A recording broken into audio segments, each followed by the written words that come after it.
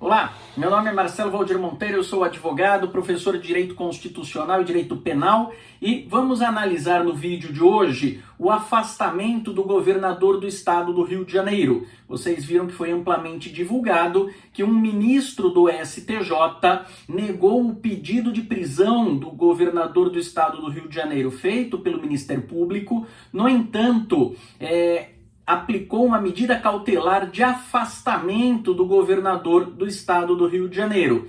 E aí fica a discussão. Um ministro do STJ, numa decisão monocrática, pode afastar um governador de estado democraticamente eleito pelo povo por suposta prática criminosa? Então, é preciso lembrar, primeiro, que nós temos, quando se trata de chefe de poder executivo, o chamado crime de responsabilidade e o crime comum. Crime de responsabilidade não tem necessariamente nada a ver com direito penal. Crime de responsabilidade é uma infração político-administrativa que gera como sanção a perda do mandato ou a inabilitação das funções públicas por até 8 anos. Quem promove, quem faz, quem cuida do procedimento deste processo por crime de responsabilidade no caso do presidente da República, a Câmara dos Deputados precisa autorizar e o Senado Federal, por maioria de 2/3, determina então a perda do mandato e o afastamento das funções públicas por até 8 anos. No caso de governador de estado, é a Assembleia Legislativa quem cuida deste processo de impeachment, e no caso do município, a Câmara Municipal. No entanto, o que o governador do estado do Rio de Janeiro está sendo investigado refere-se à prática de crimes comuns. E aí, como é que fica esta situação? Bom, quando se trata do presidente da República, existe expressa previsão na Constituição Federal dizendo que o presidente da República ele não responde criminalmente durante o mandato por atos estranhos à sua função. Ou seja, o presidente da República, se matar alguém no estádio de futebol, não tem nada a ver com a função dele, ele não responderá criminalmente por este fato durante o mandato. Responde sim depois do término do mandato. Agora, e se houver um crime relacionado à função? Normalmente crimes de corrupção, por exemplo, não é?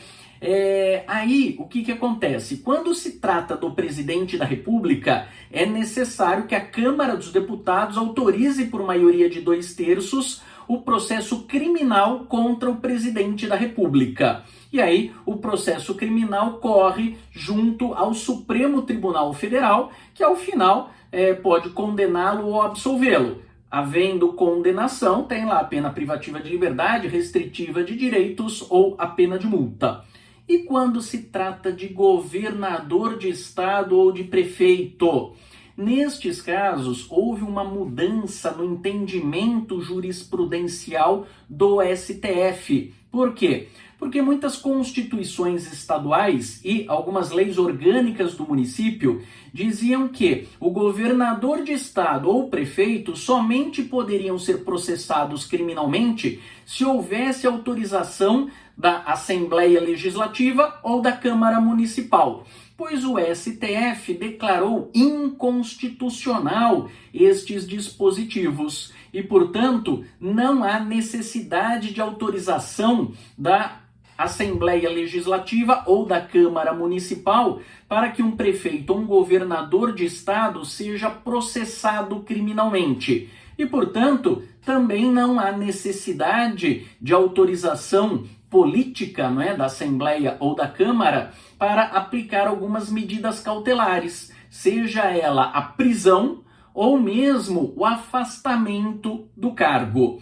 Este assunto, embora seja este hoje o entendimento do Supremo Tribunal Federal, então vejam que o STJ, ele seguiu o entendimento do STF. Não há necessidade realmente de autorização da Assembleia Legislativa para que o governador de estado do Rio de Janeiro fosse afastado por uma decisão monocrática de um ministro do STJ, uma vez que tem toda uma investigação em curso já há bastante tempo, né? São 2 mega operações da Polícia Federal, inclusive já fizeram busca e apreensão na casa do governador, da esposa, de alguns secretários, o que deu origem a uma outra mega operação. E aí, agora, diante de todos esses elementos, o Ministério Público pediu a prisão cautelar do governador de estado, que foi negado pelo STJ, mas o STJ entendeu que a manutenção do governador como chefe do Poder Executivo no Rio de Janeiro poderia comprometer o processo e por isso determinou seu afastamento cautelar.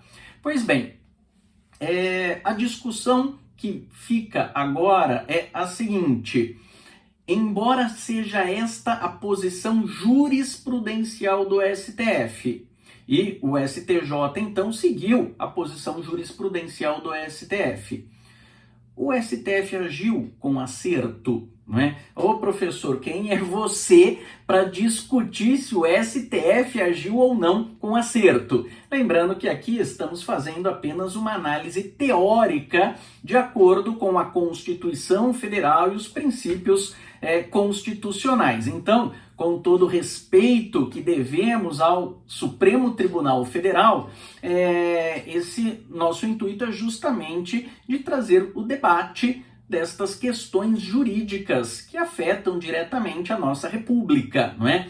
Então, nós temos lá na Constituição Federal o princípio da separação dos poderes. Você tem o Poder Executivo, o Poder Legislativo e o Poder Judiciário, cada um com uma função, cada um com uma atribuição. Claro que estes princípios decorrem também, não é, o princípio do freios e contrapesos ou check and balances, onde estes 3 poderes eles estão interligados. Um completa e é complementado pelo outro poder. No entanto, um governador de estado, gente, ele foi eleito democraticamente pelo povo, assim como o presidente da República, assim como um prefeito municipal. E para o presidente da República, existe uma expressa determinação na Constituição Federal que o presidente da República só pode ser afastado do cargo se houver autorização de maioria de 2/3 da Câmara dos Deputados. A Constituição do Estado do Rio de Janeiro e várias outras constituições repetem este dispositivo.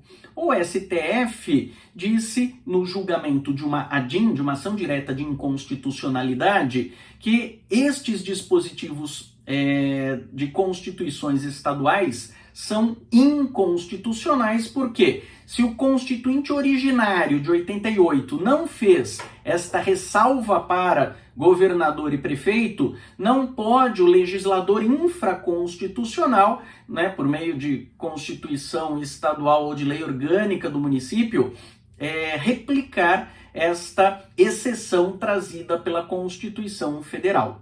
E aqui eu discordo um pouquinho do Supremo Tribunal Federal. Por quê? Porque se nós temos a separação dos poderes, um governador de estado, ele foi eleito democraticamente pelo povo. Se ele está metendo a mão descaradamente, ele é o representante do poder executivo dentro do estado. Para se afastar o cargo, nós estamos tratando de algo muito grave, algo muito relevante. E pela separação dos poderes, apesar de todo o argumento e justificativa do Supremo Tribunal Federal na ADIM e da decisão proferida pelo STJ, eu entendo que deveria sim haver uma autorização da Assembleia Legislativa para o afastamento do governador de estado. Lembrando, não é esta a posição atual do STF.